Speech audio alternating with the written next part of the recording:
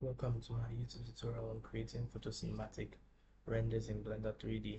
I got inspired by a Lightroom editor I saw on TikTok, so I actually took this cat image from TikTok. I screenshotted it. I took the cat image from TikTok and I created my own cinematic render of this cat in Blender 3D.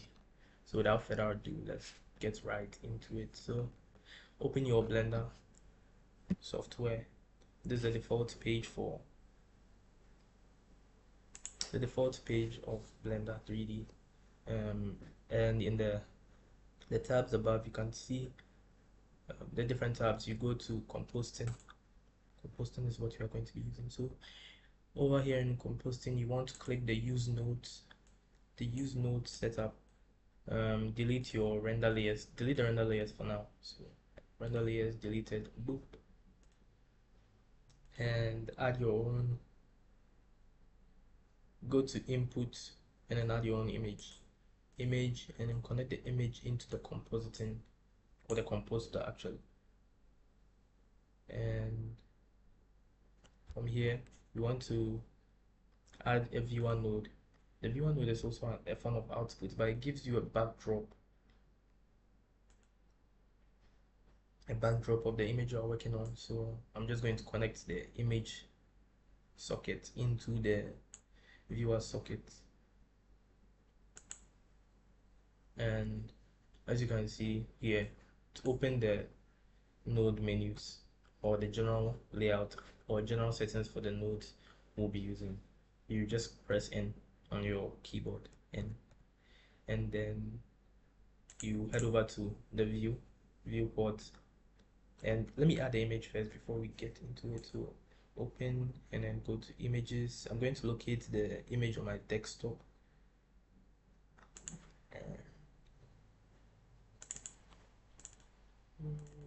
Just 10 raw images. So this is my image. Yes. And you could press the fit button, fit it directly with your screen. Yes. So this is the image we are going to be working with.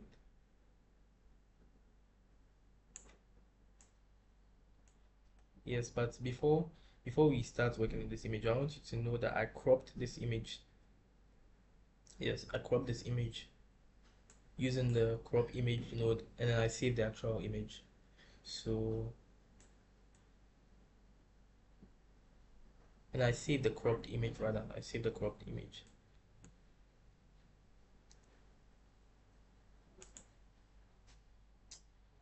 Yes, so this is what we are going to be working with.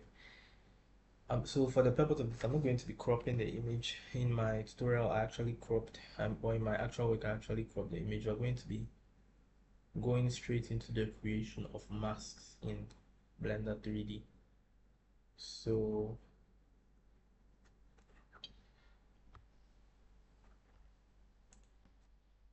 let's create our masks. Now the first mask I will be starting with is the actual cat mask in Blender. How do I create a custom cat mask in Blender? So you can actually use the render layers node. So I'll be using an image for my render properties. That's within the layout. You can see this camera. There's a camera, and then there's the default cube, and then your lights. You can delete the default cube and the lights.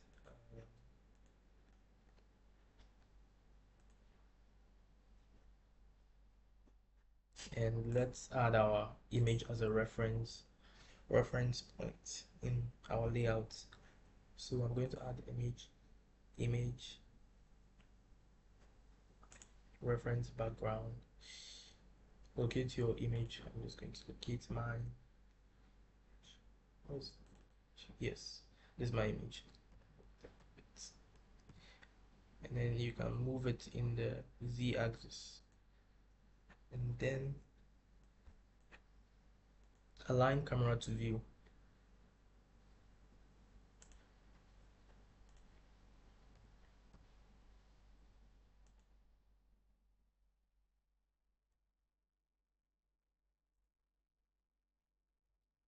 Also move your camera.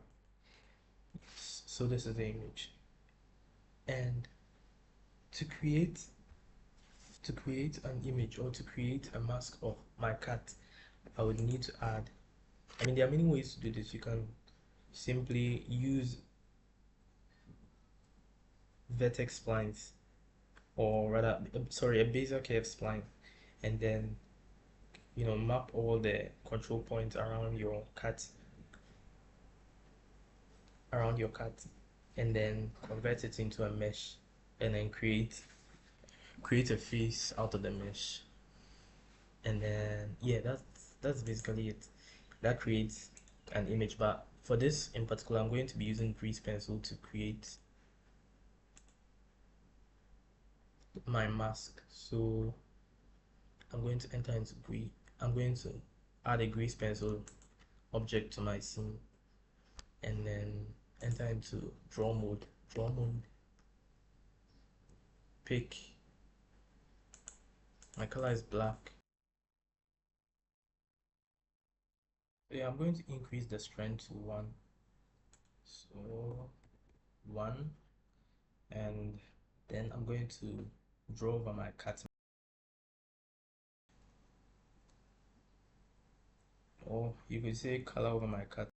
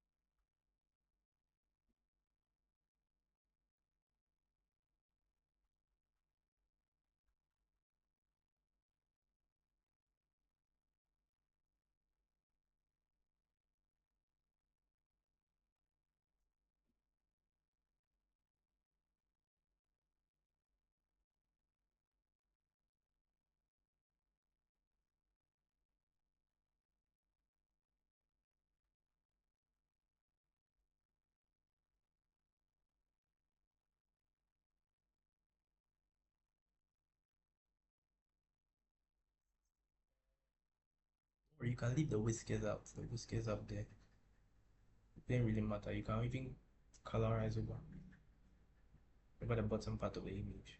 Yes.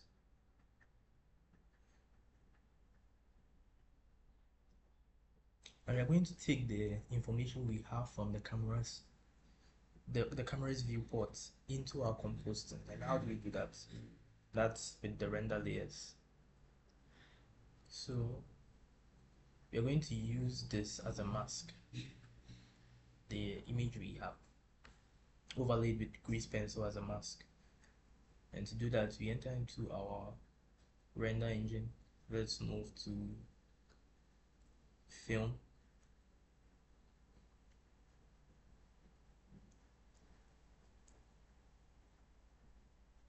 It's very important that your mask is within the camera's viewport, because if I were to move the camera to a different part where my mask is not being shown within the camera's viewport, it's going to affect the mask created in the compositing workspace. So make sure that your camera is positioned, or your mask is positioned within the bounds of the camera's box. Click film, go to transparent, and let's head back to, remember, this is very important. It makes everything within your background transparent, with the exception of your subject, and the subject here is the mask. Now, why wouldn't this image show? This image is some sort of an empty, so it wouldn't show within the camera's viewport.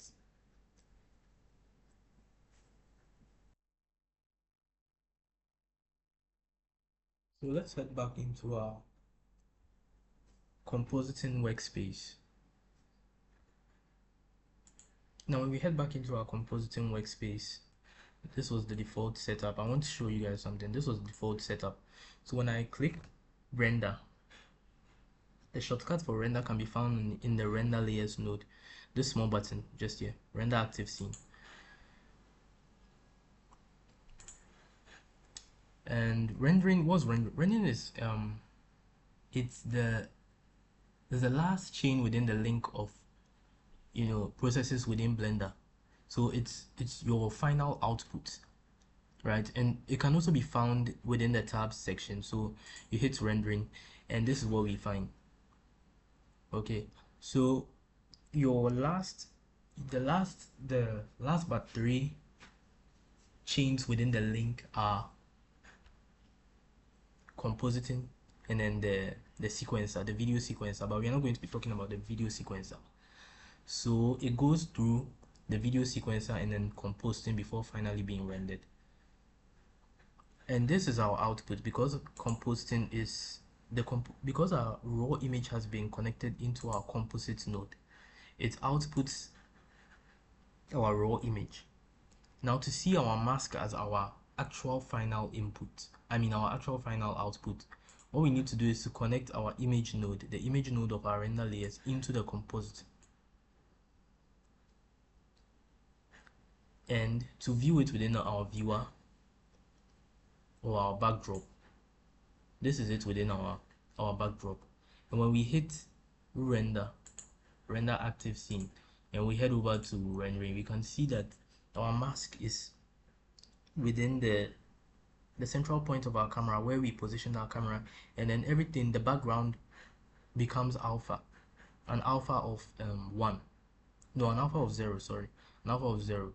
Yes, it becomes totally transparent. So we are going to head back, and from here we are going to be adding a mix node. So head over to color mix and then mix color node. Now the mix color node takes you in 3 inputs. The first input is our factor that controls how much mixture takes place. So 1 is perfect mixture, for example. It's also an input node, which means it can accept a mask. It can accept masks such as these, and it can also accept the first image here is our background image, and then the second image here is our foreground image. Now that's the default setup for Blender. Other softwares actually have the background image to be the bottom and then the foreground image to be on top, but Blender has it the opposite way. So what I'm going to do is to connect my image node, or rather pick my, I'm going to add another node. This node is called the ID mask node. Now this is a very important node. The reason why this is a very important node is because it allows you to switch between an inverted mask and a mask. I'll show you how this is done. So I'm going to connect my alpha into my, we'll not be using the raw image but our alpha. I'm going to connect my alpha into my ID mask, and I'm going to connect the alpha output of my ID mask into the factor, and I'm going to connect my mix node output image into my viewer node. Now the reason why this is a white background, or yes, a full white background, is because my background image is white and my foreground image is also white. The foreground image would be my Before we get to the foreground image, let's move to our raw image. Pick the raw image and then put that into your background.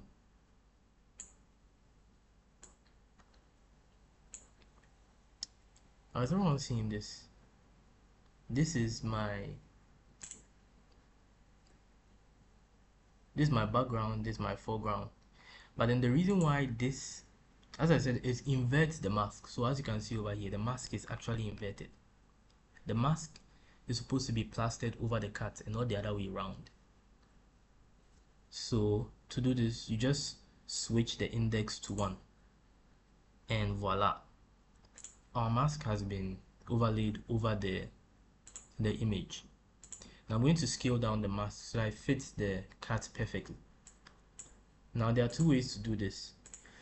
You can either use a utilities node, a transform node, and then scale the mask down, or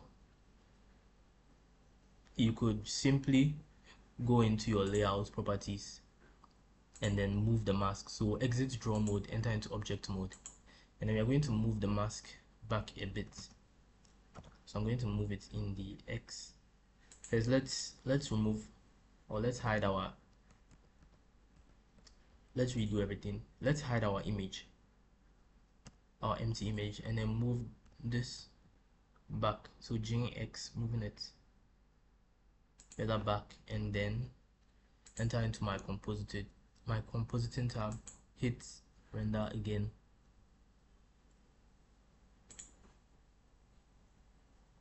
and the mask reduces. Now I want to see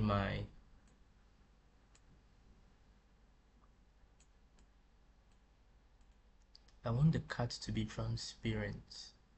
Let me set the alpha of my mask.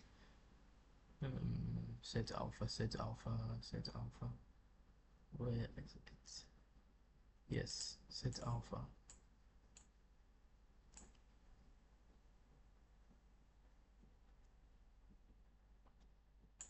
Okay, so that's my set alpha node.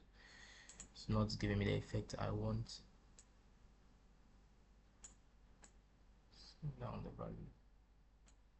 Yeah, it's not giving me the effect I want.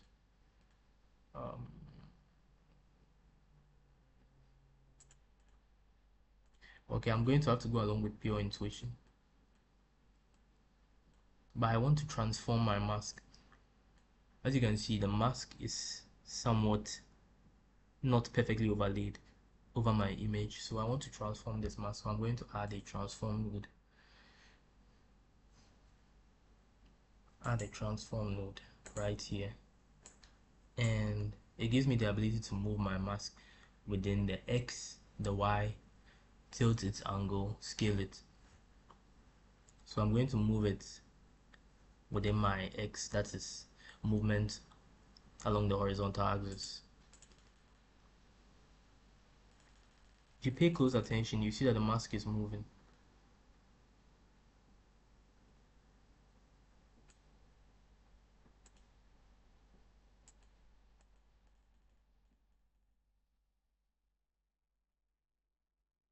Yes, perfectly overlaid.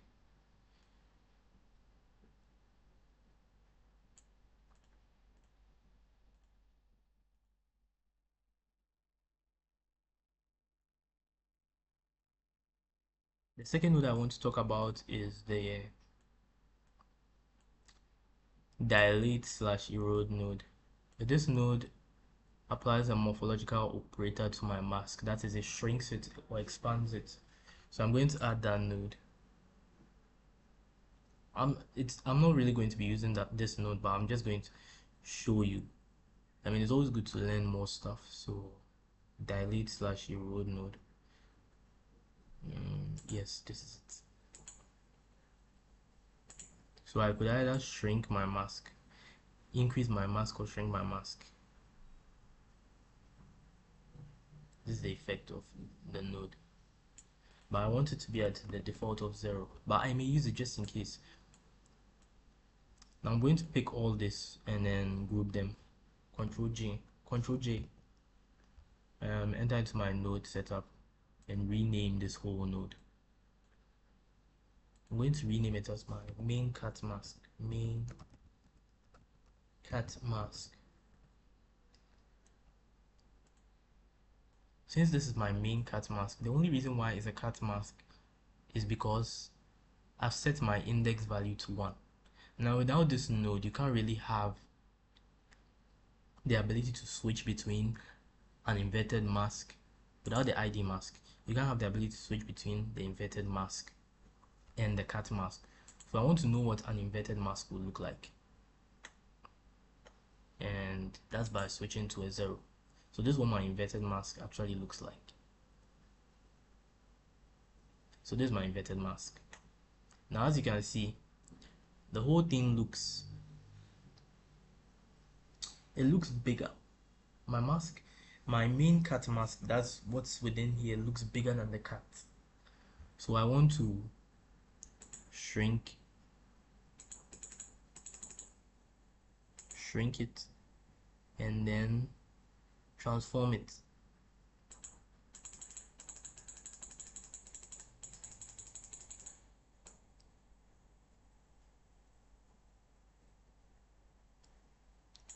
Remember, you can do this to your perfection, or to what you would describe as what will be perfect for you.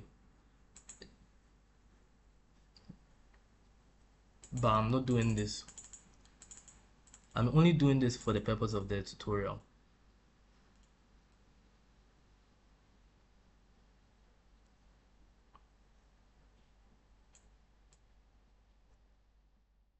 But you can play around with the settings and then find out what best suits you.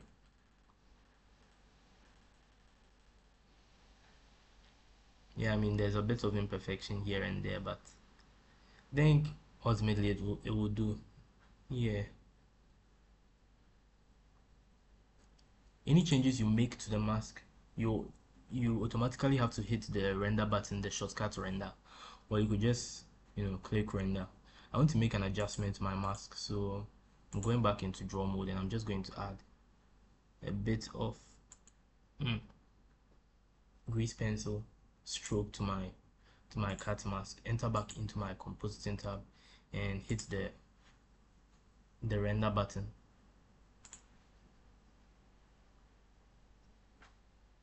This white spot.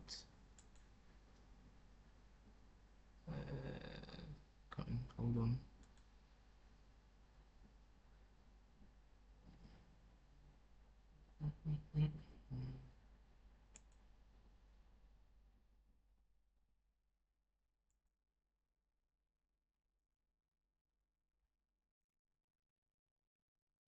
Yes, I was finally able to fix the white spot. All I did was I went to layout. The white spot implies that there was a particular portion of my grease pencil layer that wasn't covering the image, so I just painted over that image. So I just painted over the black spot, and then I entered into my compositing workspace again, hit render,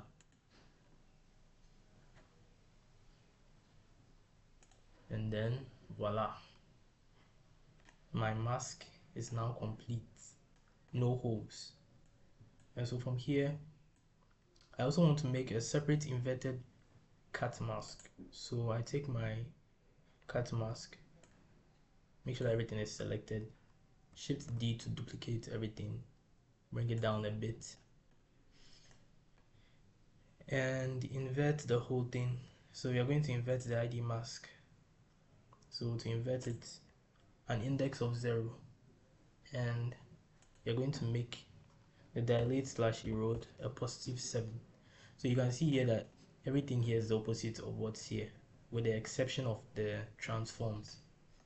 So I'm going to connect this. So you feed in the same data from your render properties or your render layers into your ID mask, and I want to see the effect of my mask. So I'm going to see the effect, you need the viewer node. So I'm going to remove my main cat mask from the factor, and I'm going to connect my inverted cat mask. I'm going to rename it first. So inverted cat mask.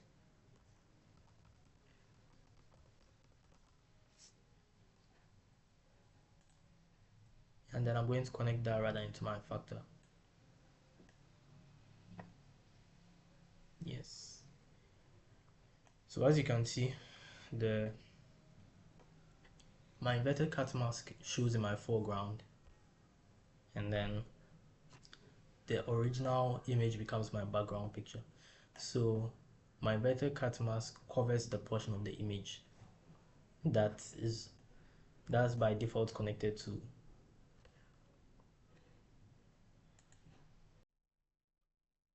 My inverted cat mask is now connected into my factor input, my raw image into my background, and then the effect, which is my foreground image, which is white, on the inverted cat mask. Now remember, black for no effect, white for an effect. So when I pick my mask, let's take a plain look at the cat mask, the inverted cat mask. So white is for the portion of the image that would be affected. That would be affected by the foreground, right? So let me connect this into my mix and this into my viewer. So you can see it takes on a blue color. This is the effect. This is where the effect takes place. The effect takes place in the foreground. The background cannot be seen because it's being covered, or it's being covered by the foreground image. And this is the foreground image which is being affected by the factor input, right? So I'm just going to disconnect and delete my cat mask, or my inverted cat mask node. I'm not really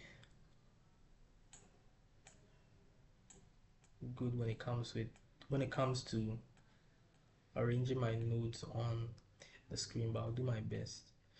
Yes, so this is my cat mask and this is my inverted cat mask, and these cat masks are basically custom made, which means if they are custom made cat masks, then they are also built-in masks, right? The built-in masks can be found in the mask section. We have the box mask and then the ellipse mask, but in this case we are going to be using the ellipse mask, right? So we are going to create a light mask, but before that,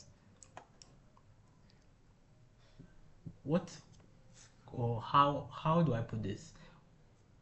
How do you create your mask, or where do you know to create your mask? You know where to create your mask based on the effect you want to apply to your raw image, right?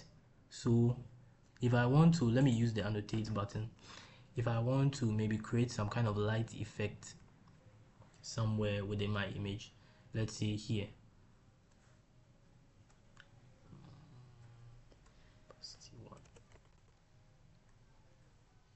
let's say at this portion, let me just erase everything here. I want to create my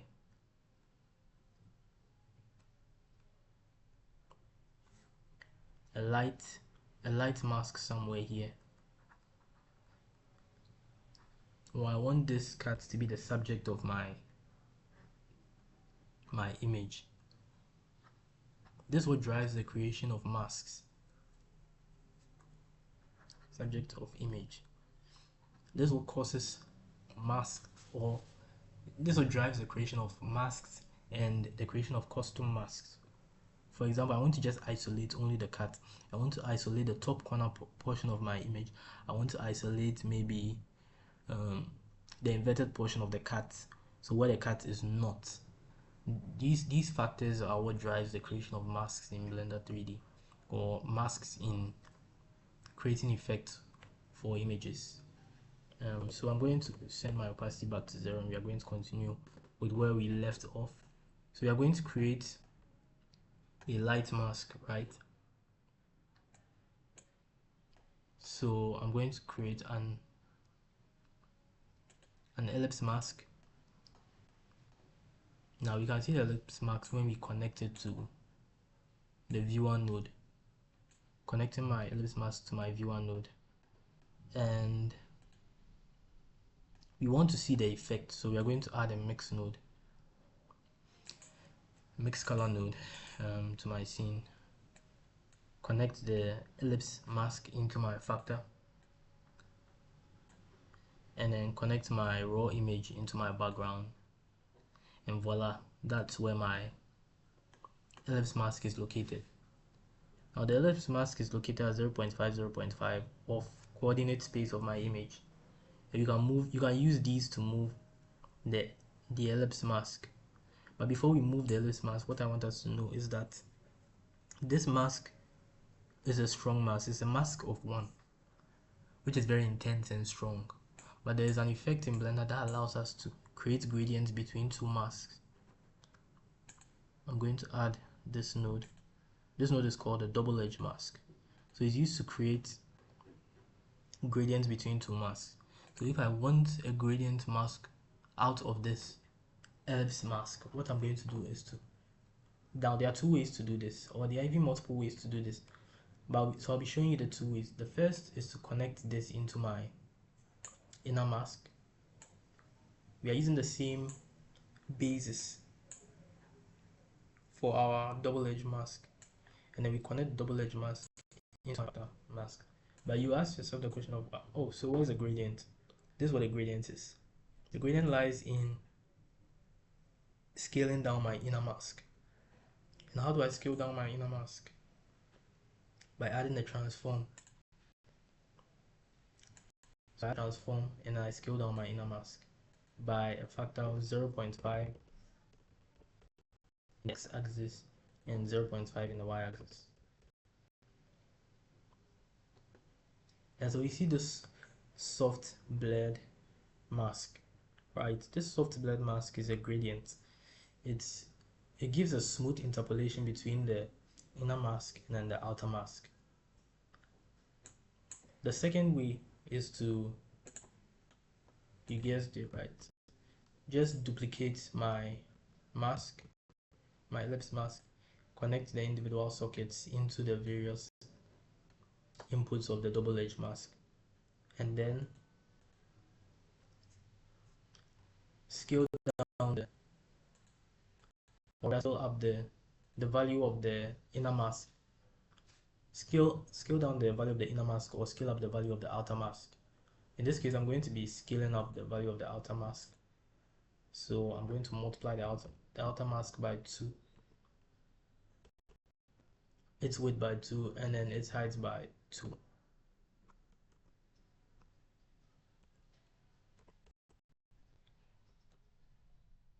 Right? But then I can see here that the width of the mask is, the width of both masks are somewhat different, as they should be, but the real question is that the shape of our mask here is ellipse. We want it to be circular in form, so I'm going to divide by 2,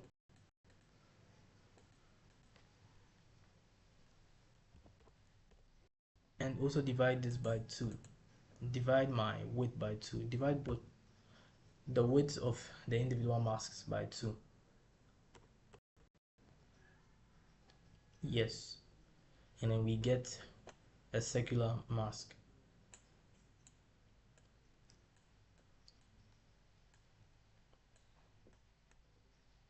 Remember, the factor controls where the effect is going to be located. The effect is going to be located at the white of our mask.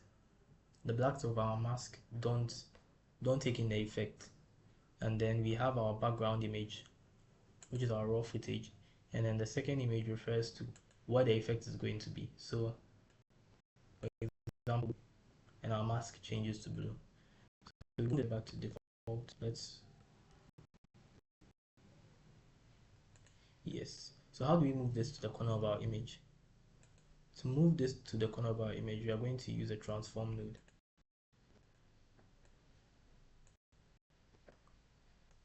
So we are going to transform the location of our mask. So X units along the horizontal, Y units along the vertical. our image to the top now.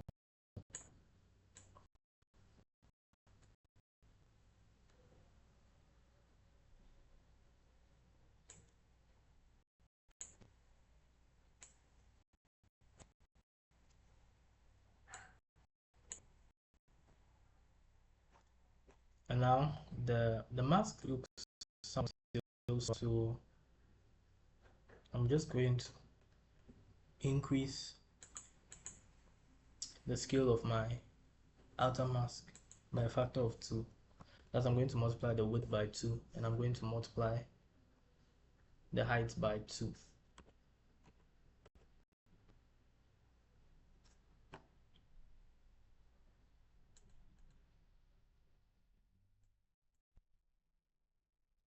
And my width by 2, multiply by 2. And then I'm going to move this mask again, and then move it by unit. Yes.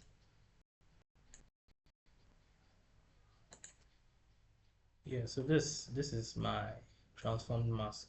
So I'm going to call this whole thing is going to be my light mask. That's where my light effect is going to be. I name my mask according to the effects that each of them is going to have. So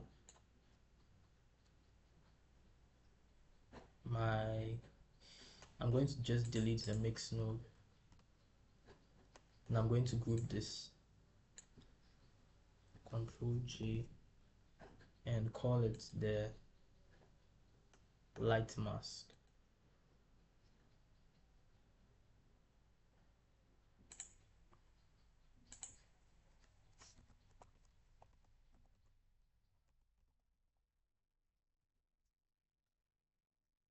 Yeah.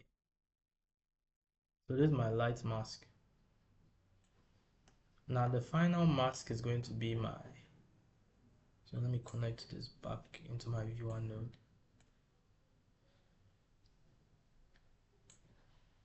The final mask is going to be my radial mask. And this radial mask is going to be on the face of my cat, right? This radial mask is going to be on the face of my cat. So using the same method, I'm going to create a mask. I'm going to create a mask. So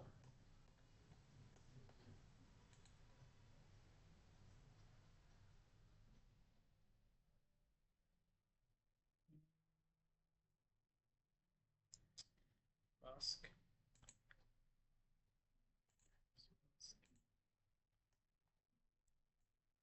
It's going to have the same effect as it's almost similar to the light mask. So I mean, there's nothing really different about it. Maybe just the size, just the scale. So double edge mask.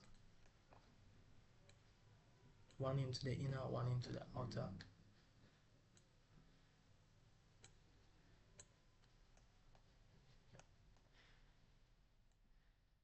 And then my transform. I'm going to transform this.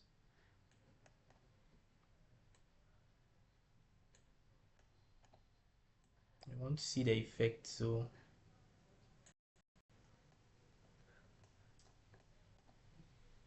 I'm going to add a mix node.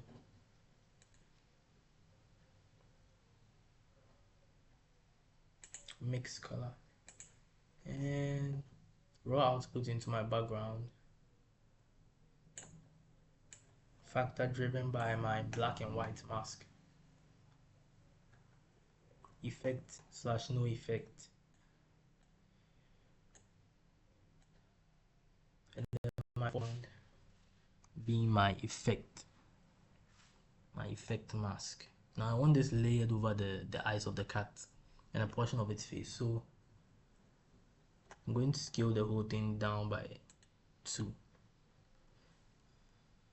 I'm going to scale my inner mask by 4. I'm going to scale down my outer mask by 2. So divided by 4.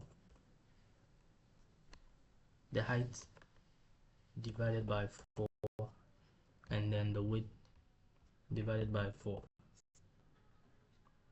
And then I'm going to divide this by 2 for my outer mask, divided by 2, and then this divided by 2.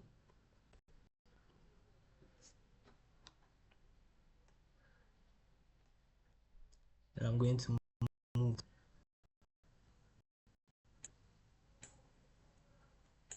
layer it over the eyes of my cat.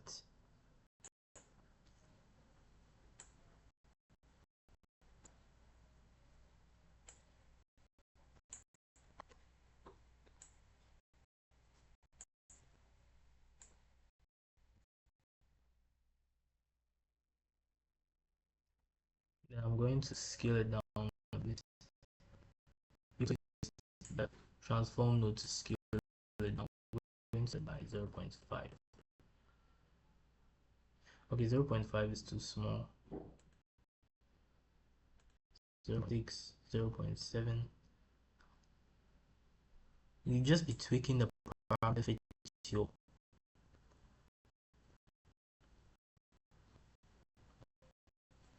your whatever you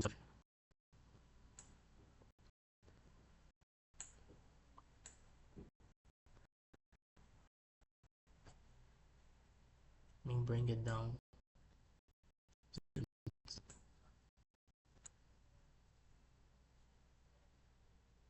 and scale.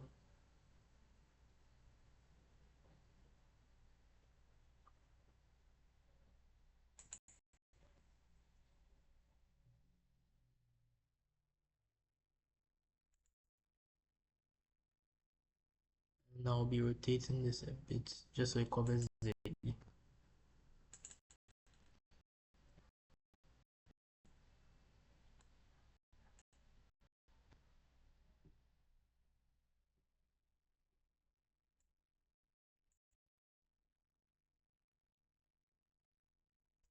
I'm going to scale it a bit so that the one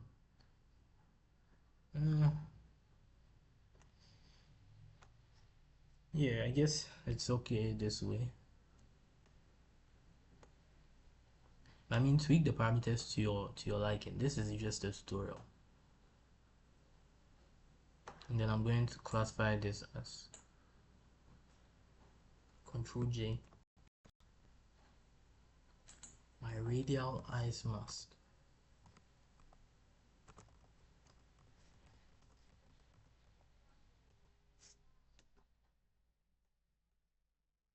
So this is just a short tutorial on the creation of masks. The next chapter deals with the effect. And then as we said earlier on, the effect is normally the foreground image, right? Our foreground image is normally going to be our effect. So if I change this to blue, it becomes blue and everything is so on and so blah blah blah. But then yes, so that's basically it. I'm going to delete my mix node. The mix node will come in handy again. The mix node will come in handy again.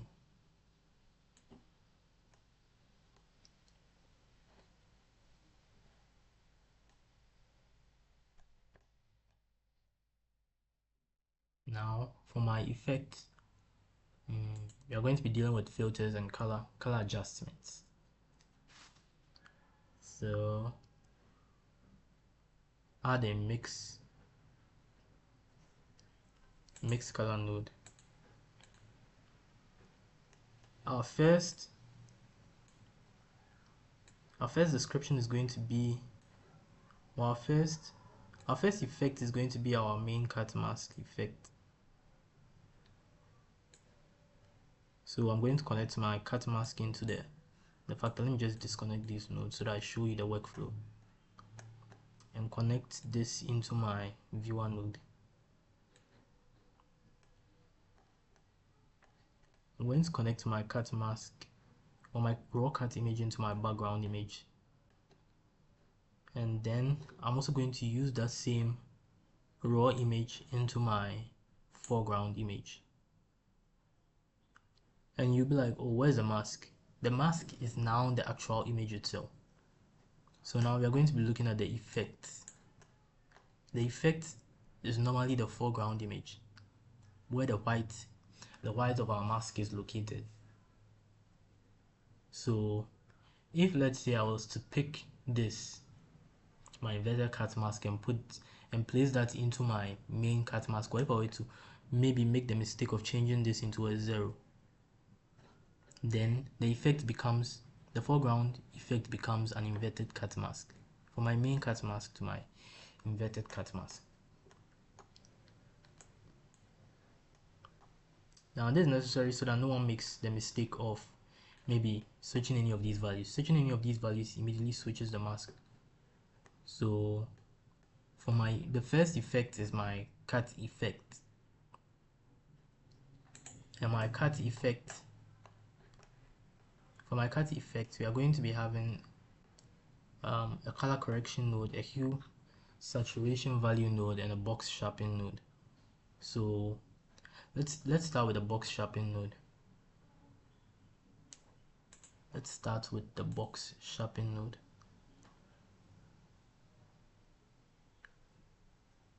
Let's hue saturation color. Box sharpen. Box sharpen is within the filter node, under filter. So from filter to filter, and then interpose that between your raw image and then your foreground socket within the mix node. And you can see that the effect is softened. Change the effect to a box sharpen effect, and voila. I mean, you can play with these settings. I prefer to use a diamond sharpen effect.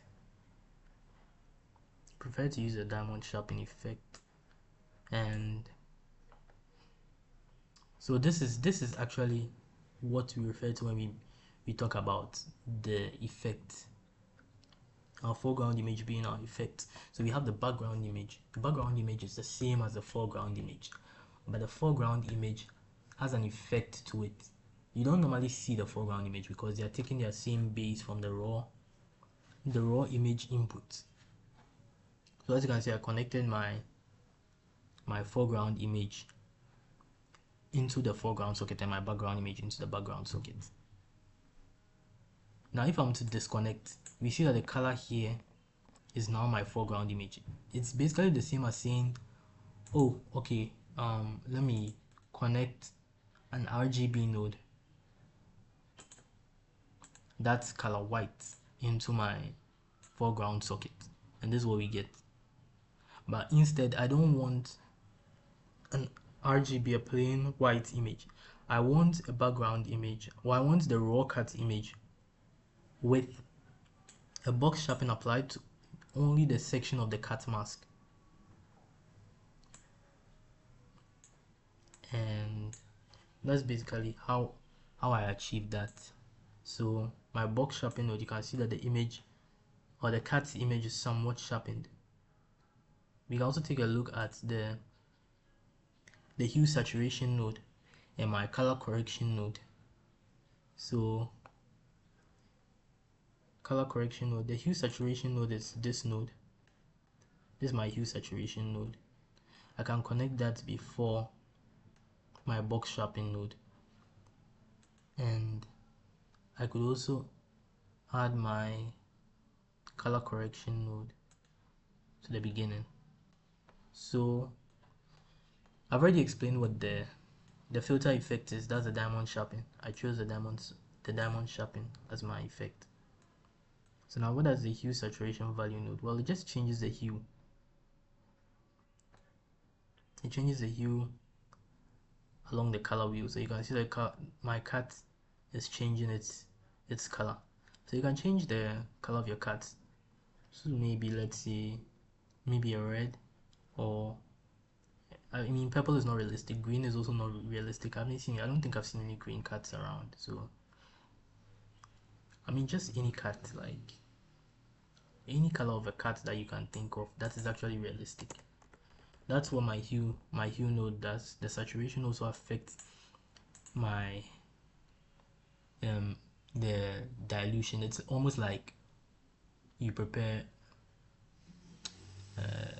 let's say you prepare a certain type of food and you keep adding water, there may get to a point in time where you won't even be able to taste the actual food. So that's what the saturation is like. So let's say I decrease my saturation. I'm actually, now there's no color. You can see there's no color.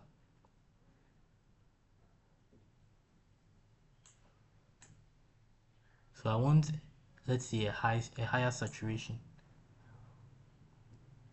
A higher saturation of maybe, let's say a 1.5. A saturation of, let's say, 1.5.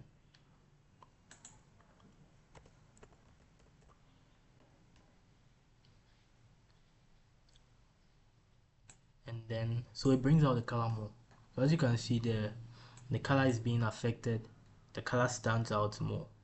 That's what my hue saturation value, that's the use or the effect of my hue saturation node in this chain. And my color correction node, I want to adjust my midtones. So the midtones contrast, I want to decrease that to a 0.8. Midtones is almost like texture, something in between. When you look at it, you can see a 0.2 and a 0.7. So it's trying to say, maybe let's say you have a texture. The far ends of a texture are, let's say, 0 and 1. They are clamped down between these values of 0 and 1, right? So if I'm to pick values in between 0.2 and 0.7, that's what I will call my midtones contrast, or my midtones, my midtones contrast, or midtones saturation, or I mean, these effects are applied to my midtones. My midtones are between the range of 0.2 and 0.7. So I wanted to decrease the contrast of my midtones by 0.2, so that's a 0.8. And this is the effect. So you can see that it's totally different from this image, this raw image. So let's connect it back, and I'm going to call this my cat mask effect.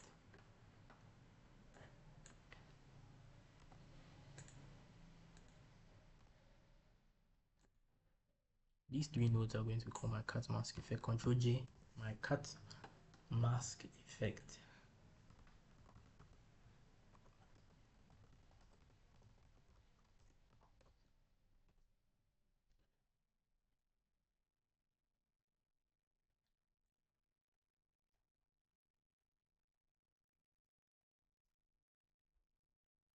Very important. Okay, I'll come to a very important point later, but for now, what I want us to know is the effect. The effect has been applied. And so this becomes my, let's just say, my base image or my original image, under which other effects are also going to be taking place. So my the next effect is going to be my inverted mask effect. So I just want to move this one out of the way. Now my inverted mask effect is also going to have, it's going to be mixed with my original image, right? And now this becomes my original image, this here, where my box effect, all these effects have been applied to my main cat mask. This is going to be my original image. So I'm going to pick my original image and mix it with an effect from my inverted mask.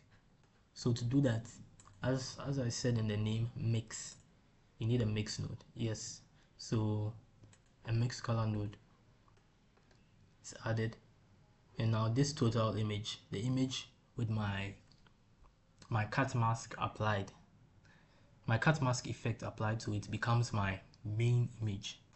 And I'm applying that to my background and applying my inverted cat mask into the factor,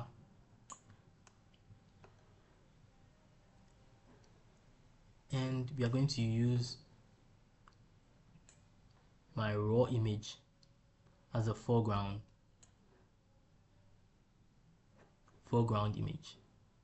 Remember, foreground image effect.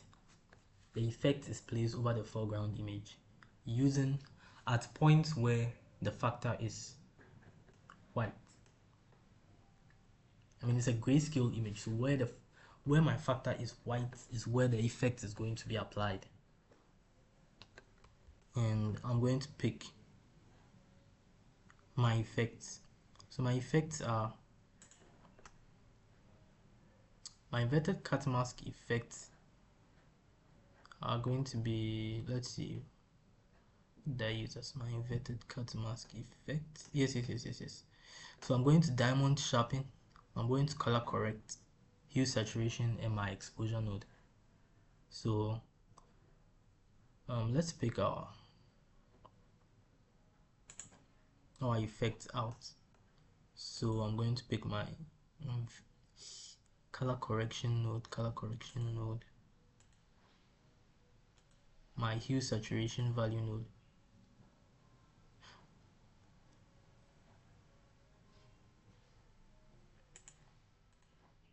my filter node, filter on the filter. Wow. And then my exposure node.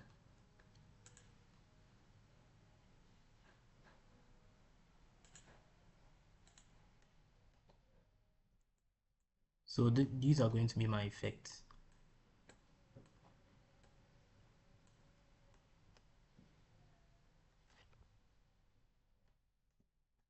So what does the exposure node do? We've already looked at the color correction node and the hue saturation value node and the filter node.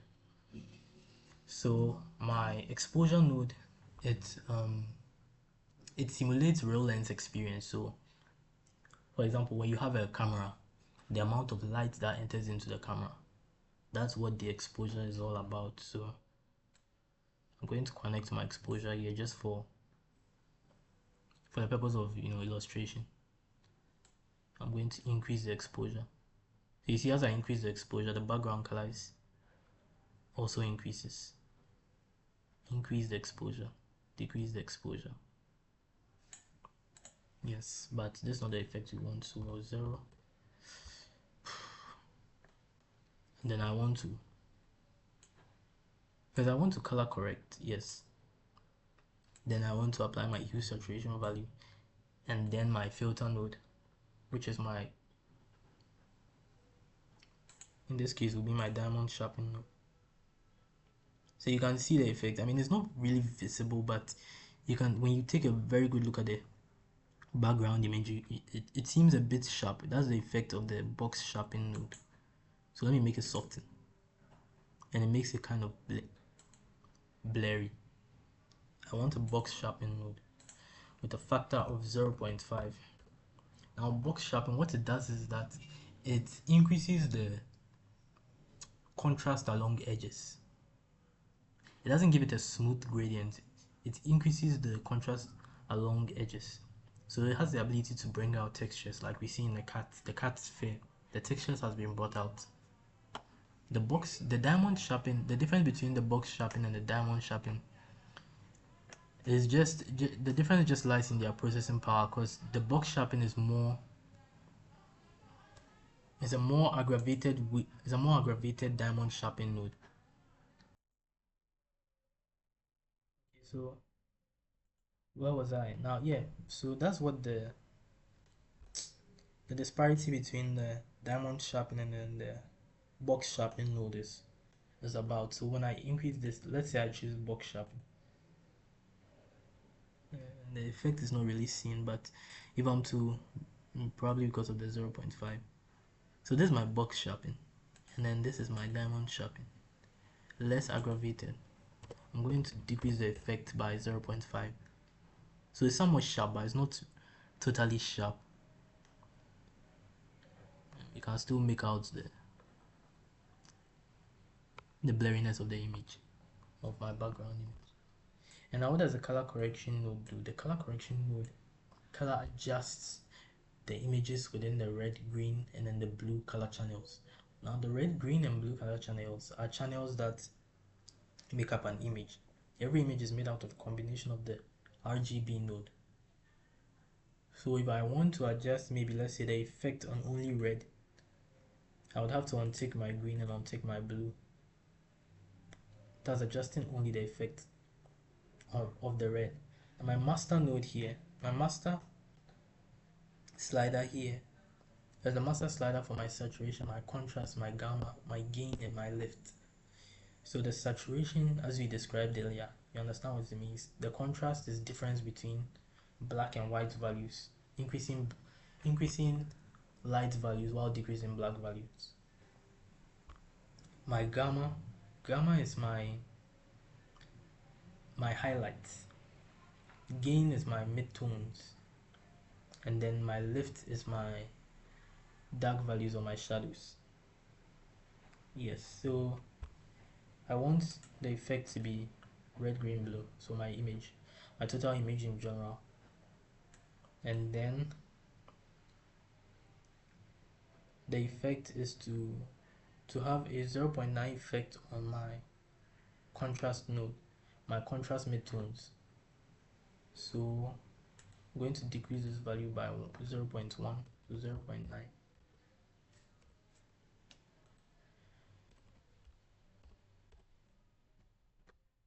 And the effect is not really seen, but some effects are not really seen, but as you continue to play along with the slider, you'll be able to see the effect of your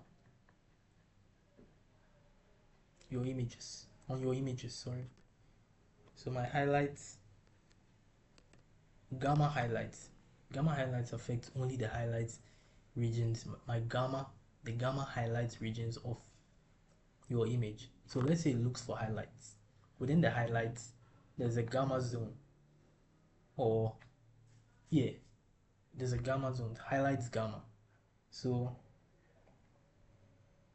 this zone is controlled by this slider. The same for this, my gain. So my gamma has a gain area and my gamma has a lift area. My midtones has a gamma area, my midtones has a gain area, and my midtones has a lift area. I mean, so just play along, play with these sliders. You can adjust your midtones start and your midtones end, and see what that brings. Now my hue saturation value node, I want to see what I'm going to adjust anything there. Yes, I'm going to adjust my saturation to 1.247. I want some more color in my scene. 1.247. So yeah, now that's the color in my scene is showing a bit more, my background color. So now this is my inverted cut mask, and my exposure. Yes, the light received by my image or perceived by the camera. Let me just put it that way. The light perceived by my camera. So the light perceived by my camera, I'm going to give it a value of negative 0.750.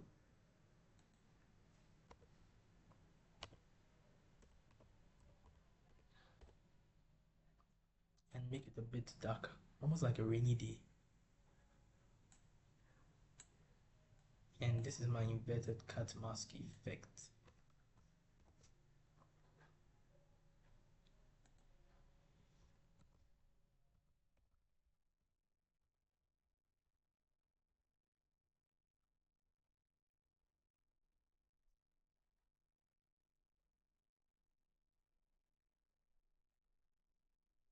I'm going to move this.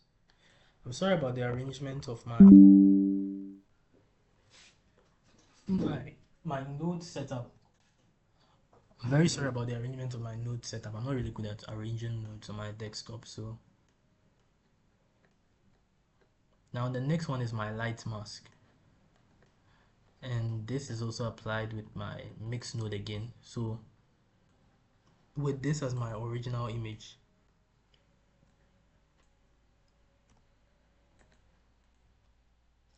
this being my base image, or not exactly my base image, but this being my background image. Yes, my background image. I'm going to be mixing it with my foreground image. My foreground image would be a reference point from my raw image. So mix color is going to be my background image, my foreground image being a reference point to my raw cut image connected into my foreground image. Effect, this is where my effect is going to be. My effect is going to be plastered on this. My next effect is going to be plastered on this foreground link, and I'm going to connect my light mask into the factor zone of my mix node, and I'm going to create my light effect. So my light effect is going to consist of a color correction node, brightness contrast node, and a multiply node, or just the same, a mix node, and then an exposure node. So color correction node, we already described what a color correction node is and what it does, so I'm just going to be adding that very quickly.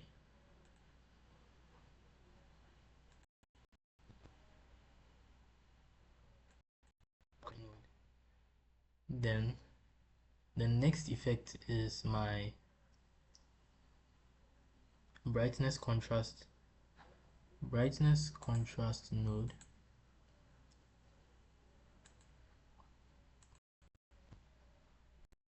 Brightness contrast node just increases the brightness of your image, or it increases the contrast of your end or increases the contrast of your image. The negative contrast will result in a brightening effect rather than increasing highlights and then decreasing shadow. Increasing highlights, yes, and then decreasing shadows or darkening shadows. So color correction node, my brightness node. Then the next effect is going to be my mix node, another mix node.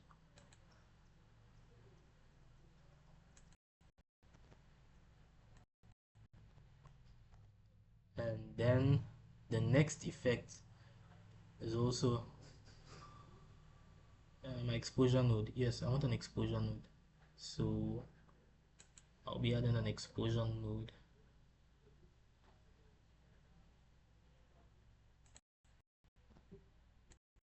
I already know what the exposure node does. We know what the brightness slash contrast does, and we know what color correction does. So it's left for my mix node. Now the mix node has certain properties, or certain modes. Let me call them modes, blending modes. The mode you want to use is multiply. Rather than mixing, we want to multiply. So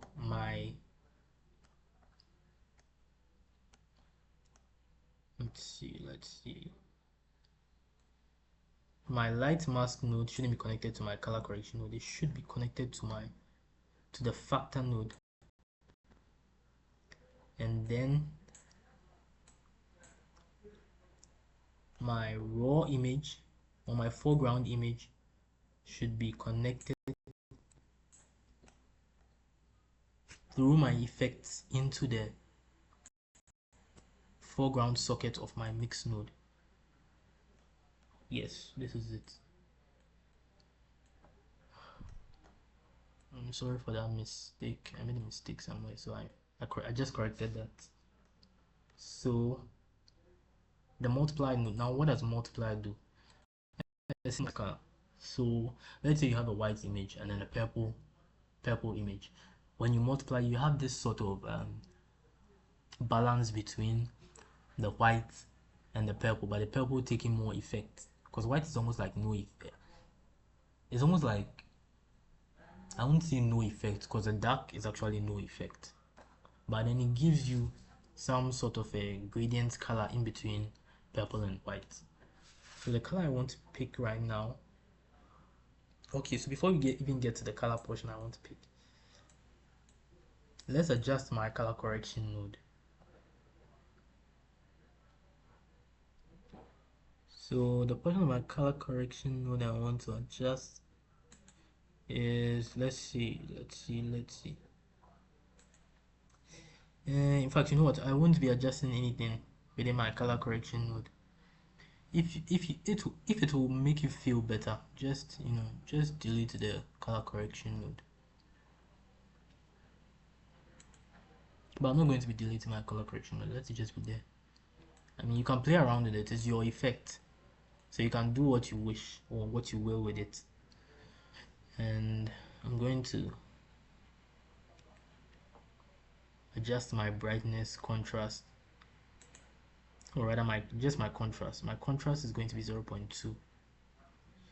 Yes, I'm going to be adjusting my contrast node. My contrast is going to be 0.2. Yes, I want a contrast of 0.2 within my light mask image, or my light mask. Yeah, just my light mask. So a multiply value on my exposure node. Now what's my exposure node going to be? My exposure node, I want to make the effect 1.6. My exposure node will have a value of 1.6.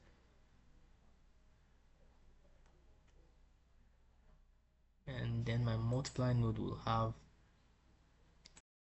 a yellowish color.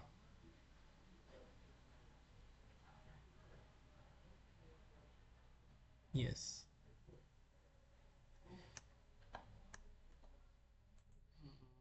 So you can adjust as you see fit. Yellowish color.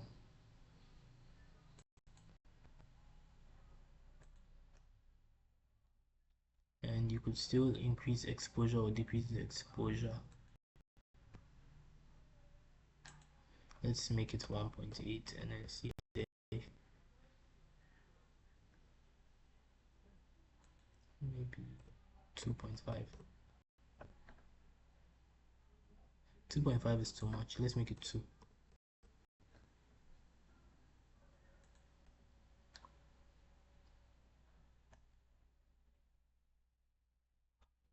So you can keep it somewhat like that, and then we'll just group my effect node, my light effect. So I'm just going to call this my light effect.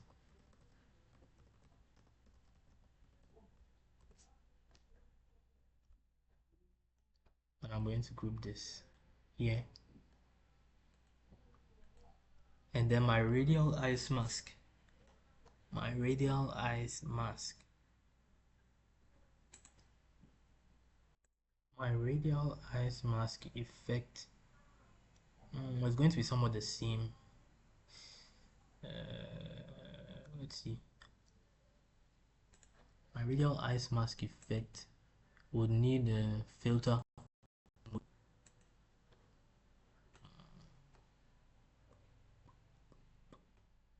We need a filter node. We need a color correction. We need a color correction node. No, I don't think we need a color correction node. We need an exposure and a hue saturation value node. An exposure and a hue saturation value node.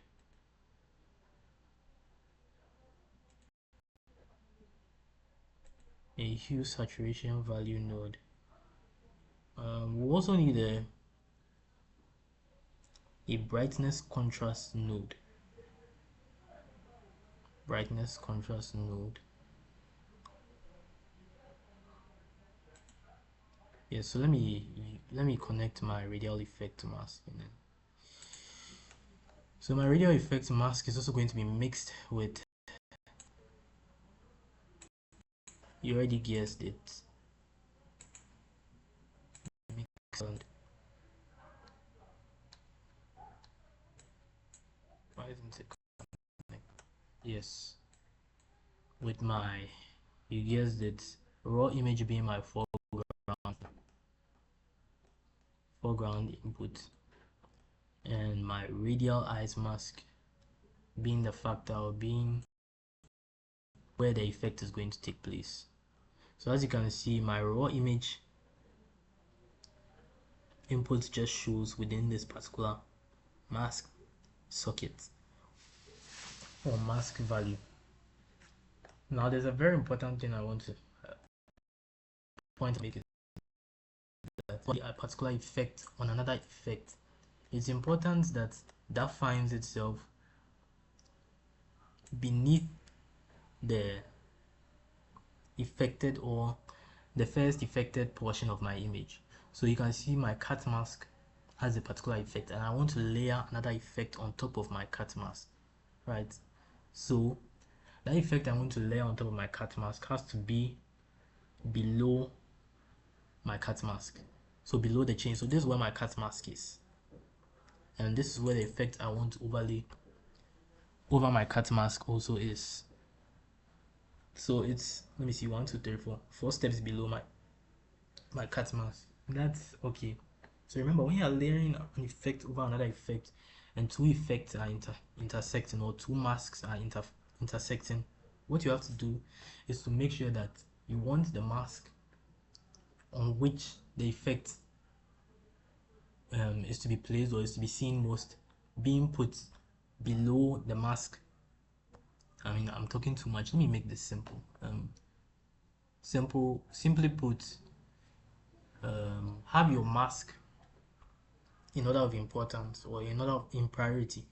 Like, I want to sharpen first, so sharpen has to come before any other effect, or before another effect. And that helps to simplify, because if this is below my cat mask, it may have some effects, or some unwanted effects.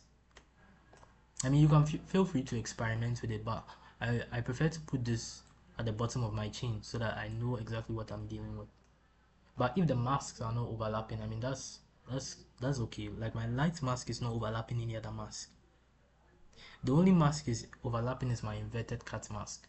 So you see that my inverted cat mask comes before my light mask. And that's the effect I want to describe to all of you. But my light mask and my radial eyes mask do not overlap. So the order of the step order. Let me just group all these and make it, and call it. The step order is not really important because my masks are not intersecting. So Control G, and let me call this a step order.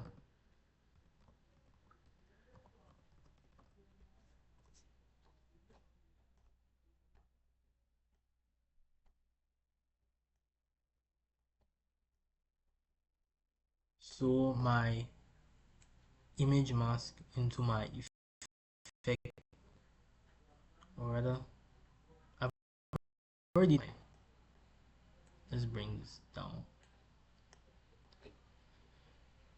So this is my image, my raw image link, and I want the effect to be at this portion. As you can see, this place has been unsharpened and has been made soft. That's how our original image looked like. So what effect do I want to apply over there? So I want the same thing for effects. But the order is of importance, or it's not really of importance, but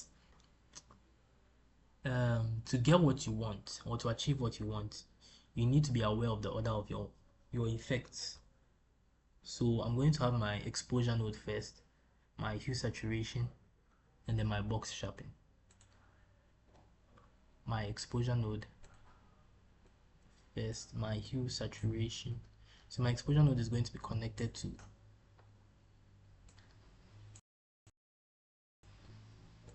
the raw image,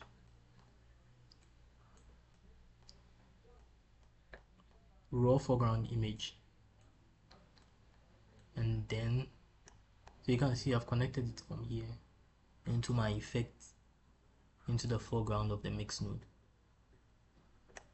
From here, my hue saturation value node, and then my node.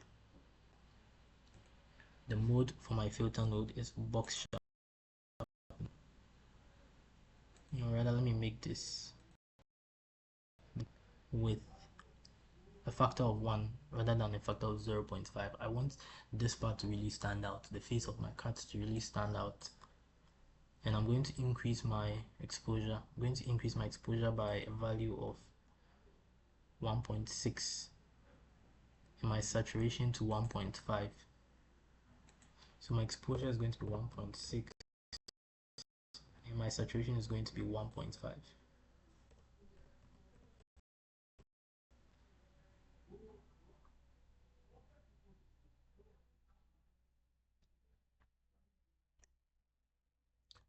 See that there's a spillover. Let me adjust the angle. Try to make it blend. And my scale would be,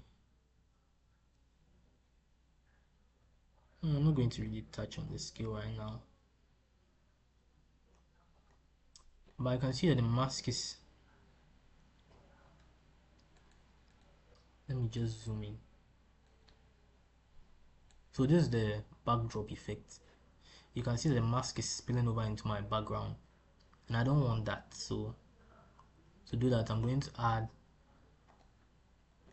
a mix node.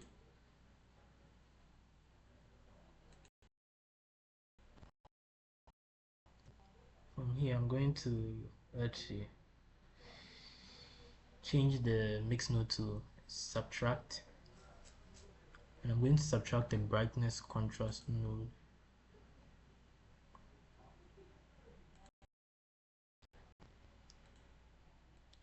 Put this into my brightness factor node becomes my foreground input, and then I'm going to change this to subtract.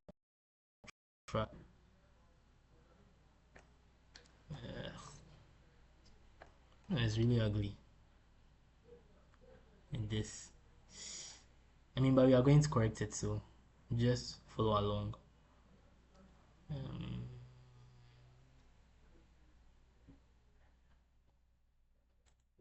I'm going to increase the brightness to 2. Let me increase brightness to 2. Please change. Clamp value. Yes, so I'm clamping my values, and why is this not?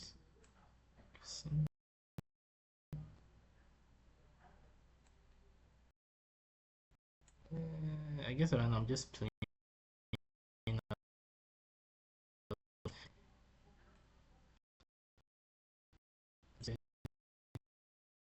Let's see. Okay, so I think let me decrease the value.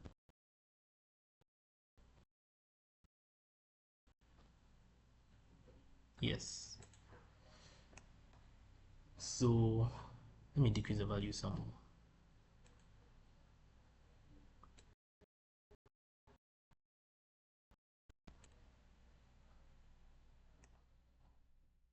Fit. And it's somewhat better. I mean, I won't say it's 100% better, but it's at least better. Let me group these and then Control J.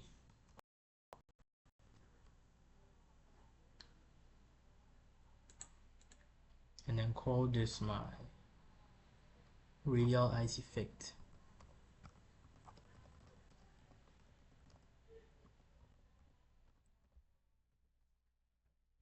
Yeah, so I mean this is the creation of, or this is the creation of photo cinematic images within Blender. I mean, I've always believed that Blender could do this just with its compositing, with the power of compositing.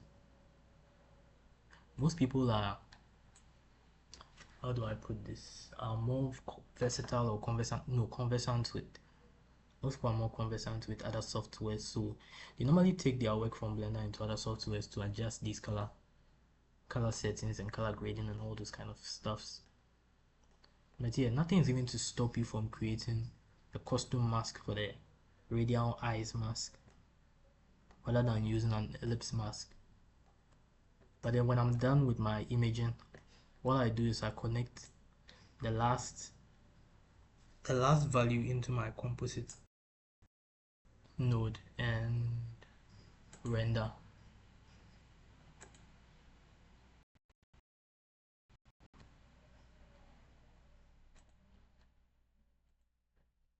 Voila, this is my rendered image. and then I can save my image.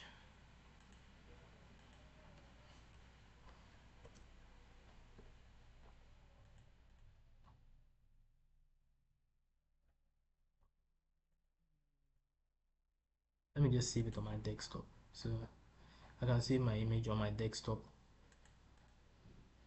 as photo cinematic cat image.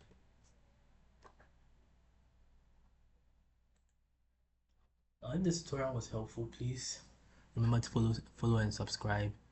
If you have any questions, let me know. I'll leave the cat image within the comment section. There'll be a link to the cat image, so if any of you would like to try your hands on the cat image, you are free to do so. Thank you very much for watching this video to the end, and if you made it to the end of this video, congratulations.